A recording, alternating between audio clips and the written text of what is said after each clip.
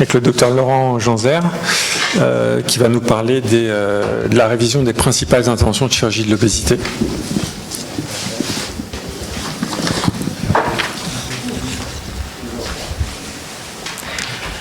Alors, Monsieur le Président, chers collègues, je vous remercie de m'avoir invité à vous parler de ce sujet qui est de plus en plus fréquent, c'est-à-dire le sujet des révisions après échec d'une première intervention bariatrique.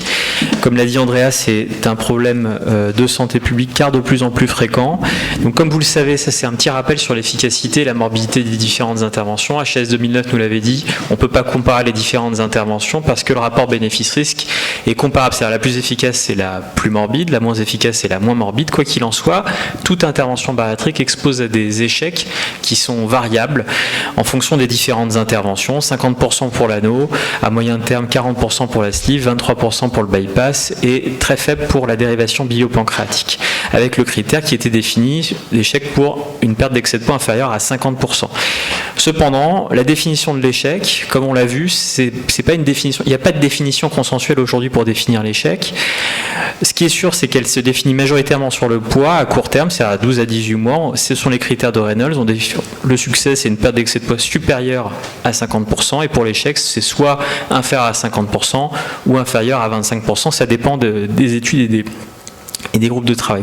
Ou alors, ça peut être caractérisé sur une reprise pondérale au-delà de 24 mois. Mais il y a d'autres auteurs qui stratifient et qui définissent l'échec sur d'autres critères comme la non-rémission des comorbidités, la gravité, l'absence d'amélioration de la qualité de vie ou de l'estime de soi. Donc une définition qui n'est pas consensuelle. Et quand on prend par exemple l'exemple de la sleeve, pour caractériser l'échec, il faut s'aider de certains outils. Donc on a des outils morphologiques et volumétriques comme le TOGD, le transit œsogastro-duodénal ou le gastroscanner, qui nous permet de préciser le type de dilatation et d'en mesurer le volume. Donc vous avez deux types de volume, deux types de dilatation. La dilatation primaire, où on sait que c'est un défaut de dissection postérieure avec une grosse poche gastrique à la partie supérieure de l'estomac qui est responsable de l'échec, ou une dilatation secondaire qui est plus harmonieuse et qui correspond à une dilatation plus harmonieuse de ce tube gastrique et qui correspond également à l'évolution naturelle d'une sleeve, parce que lorsqu'on regarde toutes les séries qui évaluent la morphologie des tubes gastriques, on se rend compte que la dilatation c'est un événement naturel dans la vie d'une sleeve gastrectomie et qu'il n'y a pas de corrélation entre le pourcentage, l'évolution volumétrique et la prise pondérale d'une part et le volume des ingestins GA d'autre part, ce qui montre que c'est pas si simple non plus de caractériser l'échec même avec certains outils modernes. Quoi qu'il en soit, les recommandations de la Haute Autorité de Santé encadrent la prise en charge de ces échecs avec les indications de réintervention, soit pour échec, soit pour complication. Donc c'est une perte de poids qui est jugée insuffisante par l'ensemble de l'équipe médico-chirurgicale ou chez des patients qui sont en reprise pondérale. On sait aussi qu'il faut informer systématiquement les patients que ces interventions sont plus morbides et qu'elles exposent les patients à des complications qui sont plus fréquentes que pour des interventions de première intention. L'IMC à prendre en compte, c'est l'IMC maximal documenté, mais certainement pas l'IMC actuel du patient. Et cette décision, elle doit être prise au cours de deux réunions de concertation pluridisciplinaire et validée par le DAP, la mise sous entente préalable. Alors, quelles interventions proposer en cas d'échec d'une chirurgie bariatrique? Alors, vous avez deux façons de voir les choses. Il y a ce que pensent les chirurgiens. Donc ça, c'est un survey monkey qui avait été effectué par Kamel Mahawar auprès des chirurgiens de l'IFSO, 460 chirurgiens, 62 pays. On leur avait demandé leur avis sur ce qu'il fallait faire après anneau, sleeve et bypass, qui sont les interventions les plus fréquentes. Quels que soient les chirurgiens, dans plus de 80% des cas, ils documentaient la prise en charge avec de l'endoscopie et des examens morphologiques d'opacification préopératoire. Après anneau, la majorité de ces chirurgiens, les 3/4, réalisaient préférentiellement un bypass. Plus de la moitié pensaient qu'on pouvait réaliser une sleeve également, et un tiers d'entre eux suggéraient la possibilité de réaliser un bypass en oméga. Après sleeve, la majorité de ces chirurgiens proposent un bypass, un peu moins de la moitié un bypass en oméga, et une minorité d'entre eux une re-sleeve gastrectomie. Après bypass gastrique pour en Y, là, les pratiques sont beaucoup plus marginales parce que vous allez le voir ensuite, il y a très très peu de cas, ce sont souvent de courtes séries, soit la réduction de poche dans la majorité des cas, soit un rallongement dans ce biliaire ou un recalibrage de l'anastomose gastro-jéjunale. Ces pratiques, elles ont ensuite été confrontées aux avis d'experts. C'est le papier sorti cette année dans Surgical Endoscopy avec une approche de Delphi consensus, c'est-à-dire de la supramajorité. On adopte une proposition s'il y a plus de 66% des experts qui sont d'accord avec cette proposition. Tous ont validé le fait et la nécessité de documenter avec des explorations préopératoires le dossier des patients. Et les interventions proposées diffèrent de celles reconnues par les chirurgiens tout venant de l'IFSO. C'est-à-dire après anneau, ils pensent faisable majoritairement un bypass en Y, dans 80% des cas également un bypass en oméga, et dans 70% des cas un SADI. Dans 80% des cas, après sleeve, ils proposent un bypass en oméga. Dans 80% des cas, une dérivation biopancréatique et dans plus de 80% des cas également un SADI. Après bypass, ils recommandent le rallongement d'anse biliaire sans toucher à la partie supérieure de montage et 72% d'entre eux recommandent la conversion de ce bypass en Y en bypass en oméga. Quand on prend la littérature sur les échecs et réinterventions, la dernière revue systématique qui s'est intéressée à ce type de données, c'est l'étude de Stacy Brettauer qui avait colligé toute la littérature sur le sujet. Pas d'études randomisées, beaucoup d'études de faible niveau de preuve avec de courtes séries, avec un suivi très limité. Depuis, la littérature s'est un petit peu regarnie. Et je vais vous présenter les résultats des différentes séries. Donc après sleeve, on sait qu'il y a plusieurs possibilités techniques, soit la re-sleeve, soit le bypass en Y, soit la dérivation biopancréatique, qui est son deuxième temps naturel, le bypass en oméga et plus récemment le SADI. La re-sleeve. Alors la re-sleeve, ça c'est Lionel qui l'avait documenté, je lui ai piqué cette photo. Il faut bien sûr systématiquement recalibrer le tube gastrique et agrafer latéralement sur la portion dilatée de l'estomac de bas en haut, comme pour une sleeve conventionnelle. Il y a 9 séries sur les re-sleeves qui ont été publiées à ce jour. Ça correspond à 200 malades à peu près. Il y avait une évaluation volumétrique qui était faite dans un peu plus de la moitié des cas, la durée opératoire 74 minutes. Ce qu'on pouvait voir, c'est que la re-sleeve permettait d'augmenter en fait la perte d'excès de poids. On permettait de relancer d'environ 20%, de gagner 20% de perte d'excès de poids par rapport au poids actuel lors de la révision.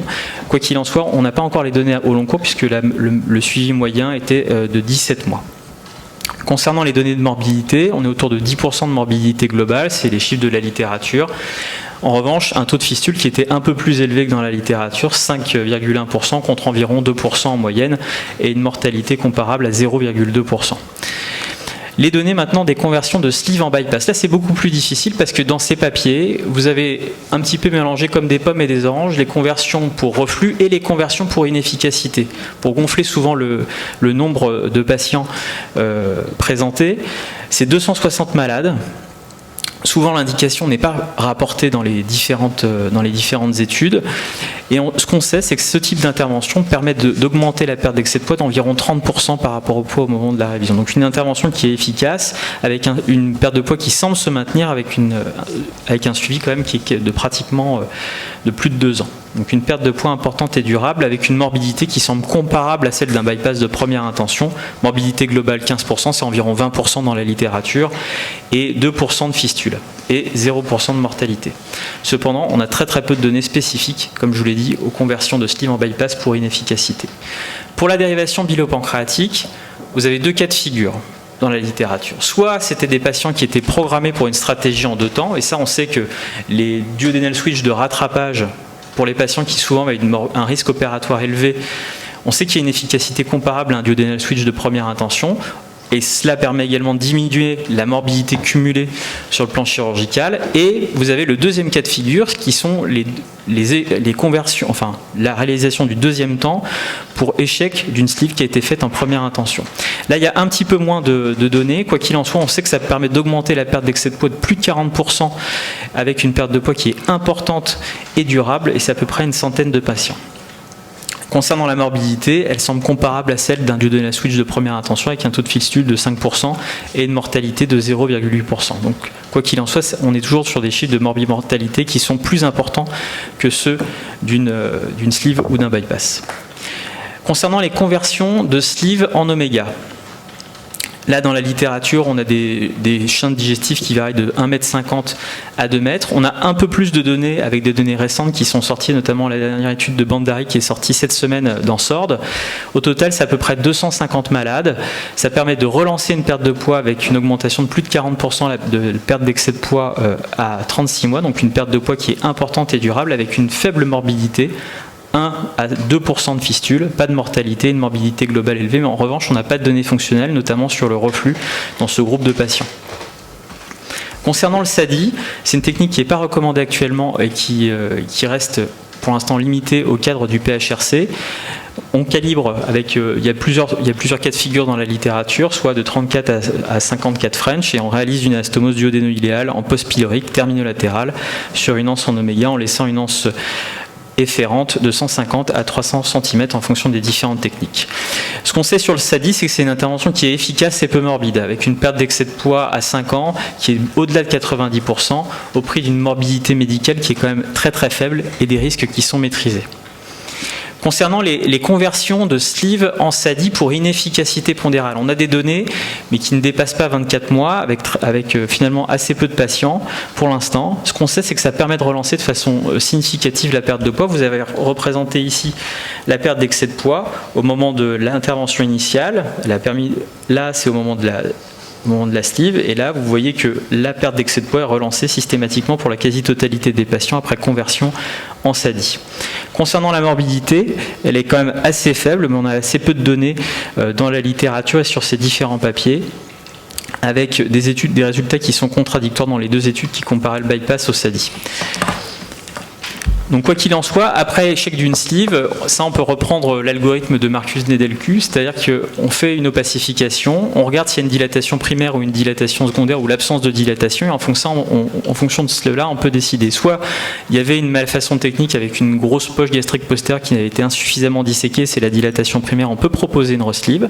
Soit vous avez une dilatation uniforme, et dans ces cas-là, vous faites la volumétrie.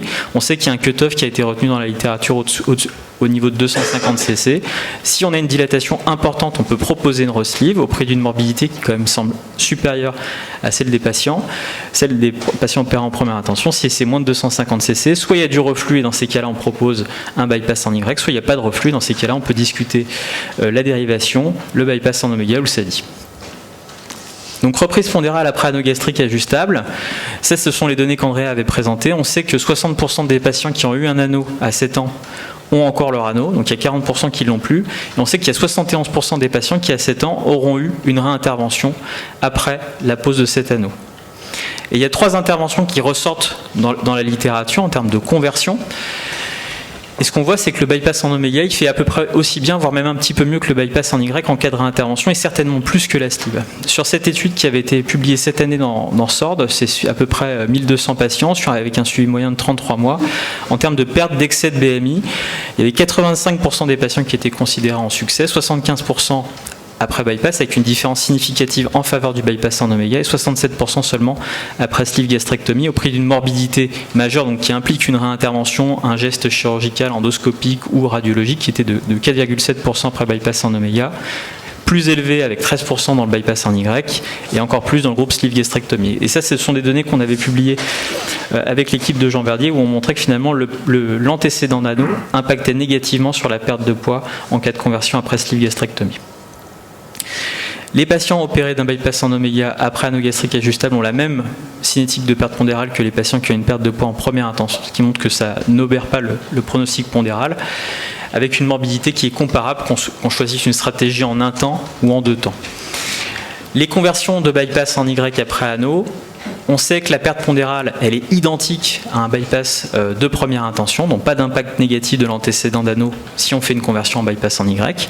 Il y avait ce très bel essai randomisé contrôlé qui avait comparé bypass avec une longueur d'anse normale versus longue lime, et on voyait que les patients avaient une perte d'excès de poids qui était supérieure lorsqu'on faisait un montage qui était un peu plus mal absorptif, avec une perte d'excès de poids qui était supérieure de 10%, avec un contrôle métabolique qui était comparable, une morbimortalité qui était identique. La question qui se pose toujours avec l'antécédent d'anneau, c'est de savoir si on fait en un temps ou en 2 temps l'ablation pour savoir s'il n'y a pas plus de complications. Ça, la littérature, elle a été très souvent contradictoire. Ça, ce sont 2 études de registre qui sont sorties cette année dans Annals of Surgery. Et ça a été un petit peu le choc lorsque ces 2 papiers sont sortis, parce qu'en fait, on s'est rendu compte que de faire en 2 temps, il y avait plus de complications chirurgicales, plus de réadmission, plus de durée d'hospitalisation, et surtout, c'était plutôt favorable pour la sleeve gastrectomie. Donc il vaut mieux faire, en cas d'antécédent d'anneau, si on doit faire une sleeve ou un bypass, il vaut mieux le faire en un seul temps. Concernant les échecs de bypass en Y, là la littérature est beaucoup plus, il y a assez peu de papier. Soit on joue sur la partie haute du montage, la partie restrictive sur la petite poche, soit on joue sur le court-circuit. Pour la partie haute, il y a les plicature endoscopiques, les recalibrations d'anastomose gastro-jejunale, très peu de papier, 3 papiers. Ça permet au mieux de stabiliser le pondéral, la reprise de poids, mais il n'y a pas de données au long cours.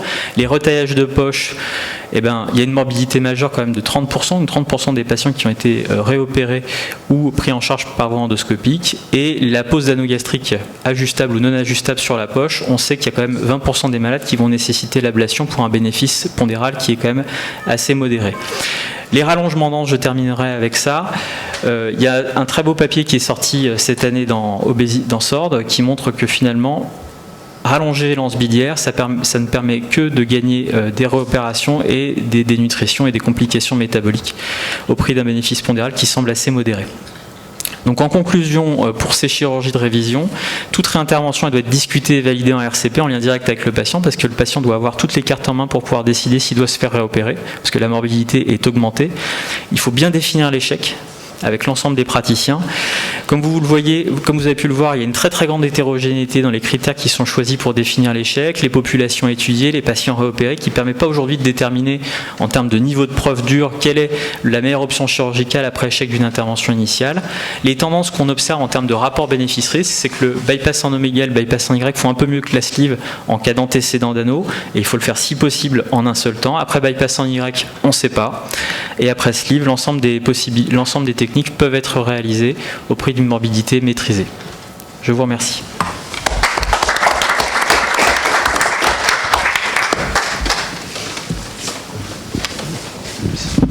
Oui. Alors, Jean-Zère, toutes mes félicitations, ton topo est absolument remarquable. Hein. Je te pose quelques petites questions simples.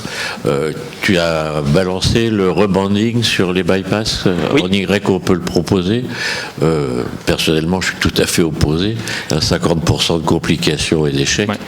Par exemple, tu ne nous as pas non plus, enfin tu as évoqué pour l'éliminer, puisque la HRS l'élimine le SADI. Et en dehors du SADI, il y a aussi le Centauro. Qu'est-ce que tu en penses, puisque on continue à progresser dans... Alors le Centauro, oui, c'est une technique intéressante. Il y a quand même pas mal de papiers qui commencent à sortir sur cette technique. C'est une technique qu'il faut évaluer. On a quand même encore il y a quelques données rétrospectives qui ont été publiées, et ça fait partie des techniques qui restent à évaluer dans le cadre d'essais randomisés contrôlés. Et pour les rebandings, je suis d'accord avec vous, je l'ai présenté. C'est vrai que c'est une intervention qui est pas si simple que ça, parce que dans toutes les séries, il y a toujours une morbidité élevée, et ce sont toujours des morbidités, c'est toujours de la morbidité majeure. Hubert. Merci beaucoup pour cette bonne mise au point. Je voudrais juste, vous n'avez pas connu ça parce que on n'est pas de la même génération, mais ces reprises de la région hiatale. Les chirurgiens qui faisaient de la laparotomie, on a fait beaucoup de vagotomie, d'interventions sur l'orifice hiatal. C'était des interventions de plus en plus difficiles. Chaque fois qu'on réopérait, c'était très difficile, à tel point qu'ont été mis au point des interventions où on n'intervenait même plus sur la région hiatale, on intervenait en dessous, comme les diversions de l'énal total. Toutes ces interventions ont été conçues comme ça. Et donc finalement, quand vous nous dites, finalement, il vaut mieux enlever, un point de vue que je partage tout à fait dans mon expérience, il vaut mieux enlever l'anneau et faire une intervention substitutive dans le même temps. Ouais. Ça n'est qu'une façon de redécouvrir l'œuf de Colomb de l'époque. Tout à fait. Alors après, je voudrais vous poser une question. Vous êtes abonné à SORD ? Abonné, non. Alors voilà, parce que mais j'explique pour les gens qui ne sont pas chirurgiens bariatriques. Il existe 2 publications de référence mondiale en matière de chirurgie bariatrique, c'est Obesity Surgery et SORD. Alors moi, je ne suis pas abonné à SORD. Par contre, j'accède à toutes les publications internationales par la bibliothèque de la rue de l'École de médecine, qui n'est pas la première bibliothèque médicale venue en France. C'est quand même la référence, qui n'a pas SORD. Et donc, je ne vais pas vous demander, parce que tout ça est enregistré, comment vous avez accès à SORD, mais il n'est pas normal, je le dis pour la communauté chirurgicale et en particulier scientifique, qu'on ne puisse pas accéder à SORD par l'intermédiaire de bibliothèques parce que c'est une question d'accès à la connaissance, et ça n'est pas normal. Et voilà, je voulais vous le dire, et ça me rassure que vous ne puissiez pas non plus, vous, accéder à SWORD, et pourtant vous y accédez parce que c'est vous qui nous donnez les sources, enfin les bons résultats. Mais il faut être membre de la SMBS, les membres de la SMBS, la Société américaine de chirurgie bariatrique, ont accès à SWORD puisque c'est le journal officiel de la Société américaine et brésilienne d'ailleurs.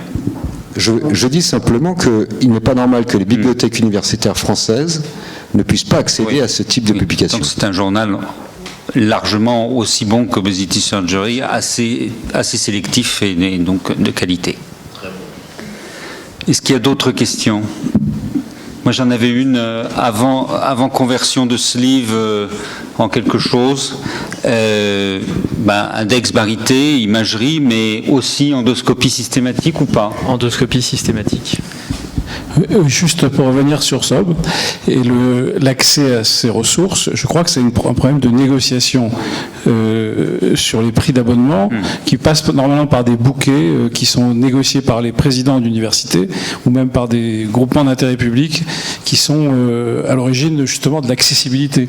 Sinon, et donc je pense que l'ICANN, peut-être des structures comme ça, vous avez Paris-Sorbonne Université, vous devriez avoir une influence sur ce genre de décision. Mais il faut le faire, il faut monter au créneau et dire voilà, c'est une ressource très importante pour la communauté. Et à ce moment-là, peut-être que ça permettra aux internes, aux chefs de clinique d'accéder à ce genre de littérature. L'Académie en a parlé justement à la bibliothèque à Vieux. Dire que c'était pas normal, qu'il fallait qu'il puisse.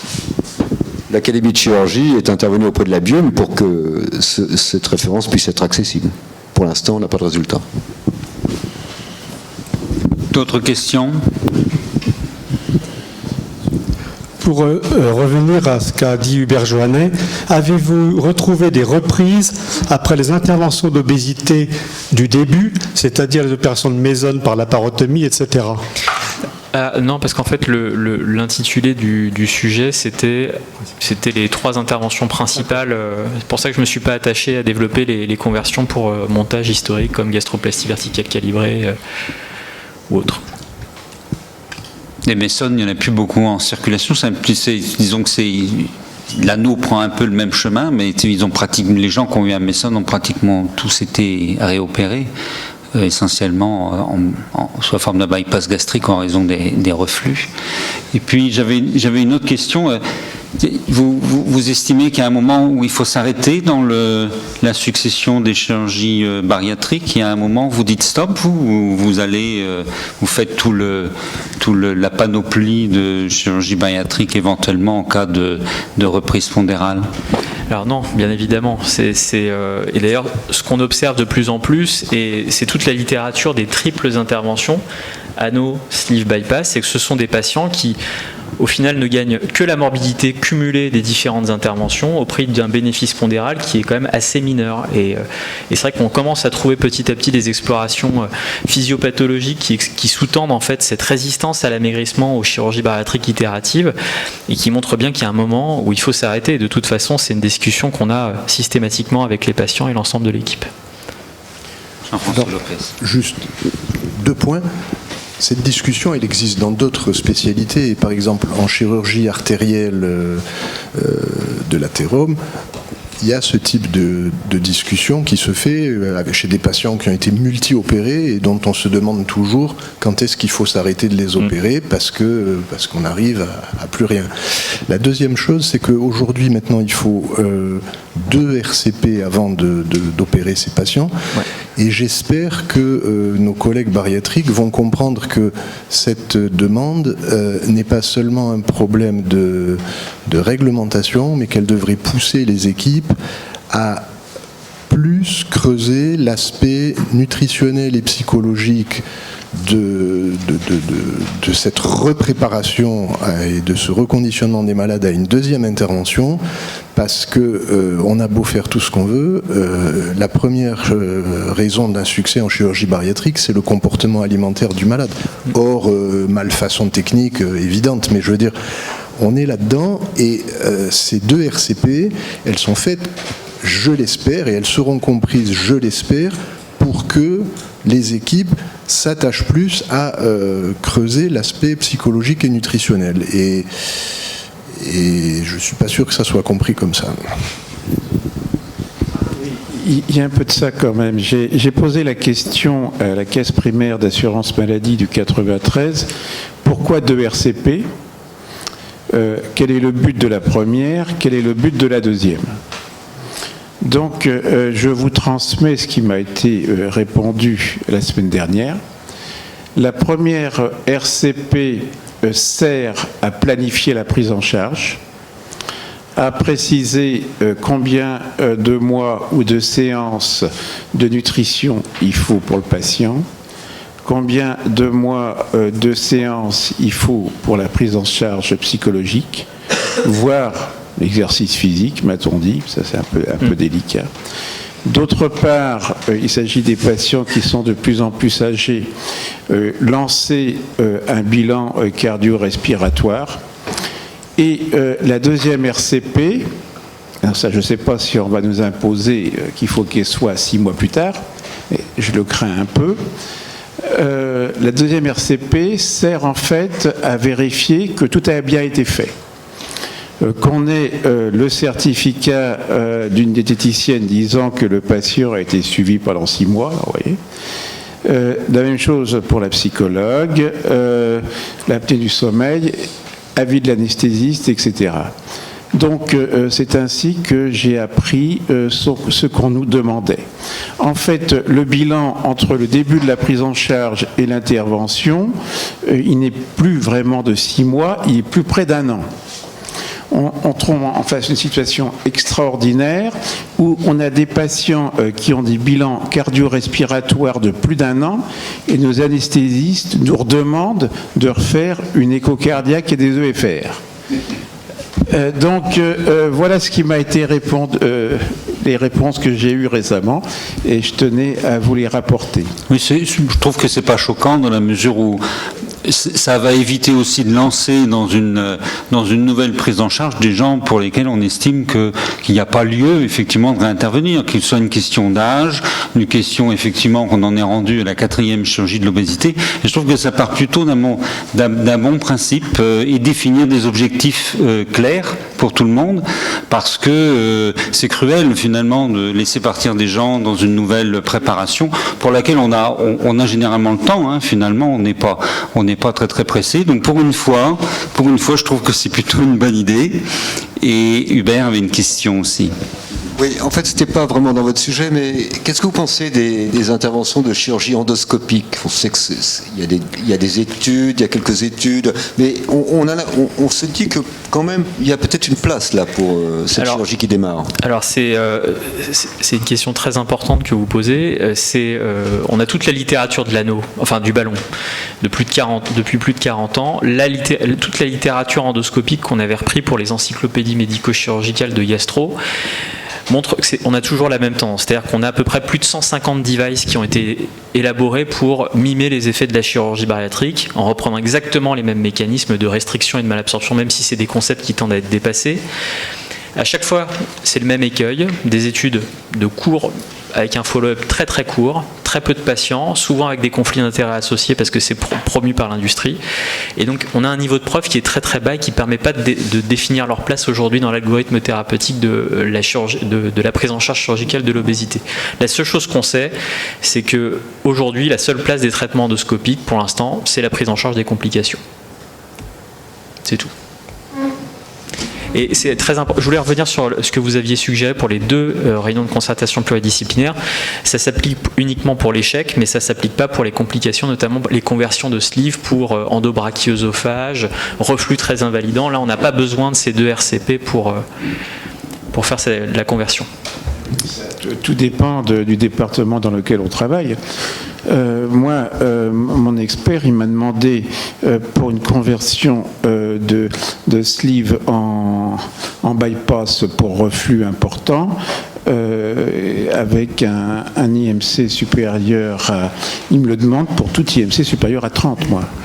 D'accord. Ça s'appelle aussi une diversion duodénale totale. Ça ferait plaisir à Monsieur Féqueté parce que c'est exactement, on va dire que c'est pratiquement exactement ça, autant qu'il y a des reflux bilieux. La diversion duodénale, on peut la faire sans DRP si l'IMC est inférieur à 30, m'a-t-on dit. Bon, d'accord. À suivre. Et nous allons terminer par... merci beaucoup, Laurent.